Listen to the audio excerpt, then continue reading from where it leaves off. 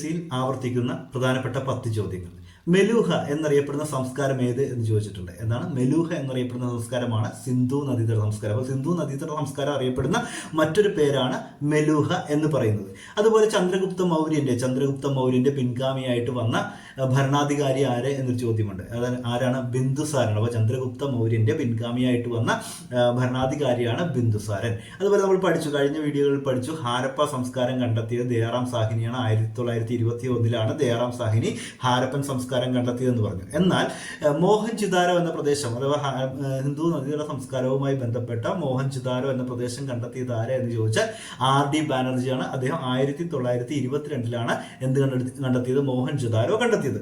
അതേപോലെ പുരാതന ഇന്ത്യയുടെ ചരിത്രത്തിലെ സുവർണ കാലഘട്ടം എന്നറിയപ്പെടുന്നത് ഗുപ്ത ഭരണകാലമാണ്. അപ്പോൾ ഗുപ്ത ഭരണകാലമാണ് പുരാതന ഇന്ത്യയുടെ ചരിത്രത്തിലെ ഏറ്റവും സുവർണ കാലഘട്ടം എന്നറിയപ്പെടുന്നു. അതേപോലെ ചരിത്രത്തിൽ 2ാം അശോകൻ എന്നറിയപ്പെടുന്ന വ്യക്തി ആരെന്ന് ചോദിച്ചാൽ കുശാന വംശ രാജാവായ കനിഷ്കനാണ് ചരിത്രത്തിൽ 2ാം അശോകൻ എന്ന പേരിൽ അറിയപ്പെടുന്നത്. അതുപോലെ പ്രശസ്ത സംഗീതജ്ഞനായ താൻസന്റെ യഥാർത്ഥ നാമം എന്തെന്ന് ചോദിച്ചാൽ രാമതാണു പാണ്ഡെ. അപ്പൊ രാമതാണു പാണ്ഡെയാണ് പിൽക്കാലത്ത് താൻസൻ എന്ന പേരിൽ അറിയപ്പെട്ടു തുടങ്ങിയത്. അതുപോലെ ബാബറിന്റെ ആത്മകഥയാണ് തുസുക്കി ബാബറി. എന്താണ് ബാബറിന്റെ ആത്മകഥ? തുസുക്കി ബാബറിയാണ്. ഇത് എഴുതപ്പെട്ടിരിക്കുന്നത് തുർക്കി ഭാഷയിലാണ്. അപ്പൊ തുർക്കി ഭാഷയിലാണ് ബാബറിന്റെ ആത്മകഥയായ തുസുക്കി ബാബറി എഴുതപ്പെട്ടിട്ടുള്ളത്. അതുപോലെ ശതവാഹന വംശം സ്ഥാപിച്ച ഭരണാധികാരി ആര് എന്ന് ചോദിച്ചാൽ സിമുഖനാണ്. അപ്പൊ ശതവാഹന വംശം സ്ഥാപിച്ച ഭരണാധികാരി ആര് എന്ന് ചോദിച്ചാൽ ആരാണ്? സിമുഖനാണ്. അതുപോലെ AD 320 മുതൽ ഗുപ്തവർഷം എന്ന പേരിലെ ഒരു പുതിയ സംവത്സരത്തിന് തുടക്കം കുറിച്ച ഭരണാധികാരി ആരെ എന്ന് ചോദിച്ചാൽ ചന്ദ്രഗുപ്തൻ ഒന്നാമനാണ്. അപ്പൊ ചന്ദ്രഗുപ്തൻ ഒന്നാമനാണ് എന്ത് AD 320 ഗുപ്തവർഷം എന്ന പേരിൽ പുതിയ സംവത്സരത്തിന് തുടക്കം കുറിച്ചത്. അതുപോലെ നമ്മൾ കേട്ടിട്ടുള്ളതാണ് നളന്ദ സർവകലാശാല. ഈ നളന്ദ സർവകലാശാല സ്ഥാപിച്ചത് ആരെ എന്ന് ചോദിച്ചാൽ കുമാരഗുപ്തനാണ്. അപ്പൊ കുമാരഗുപ്തനാണ് എന്ത് സ്ഥാപിച്ചത്?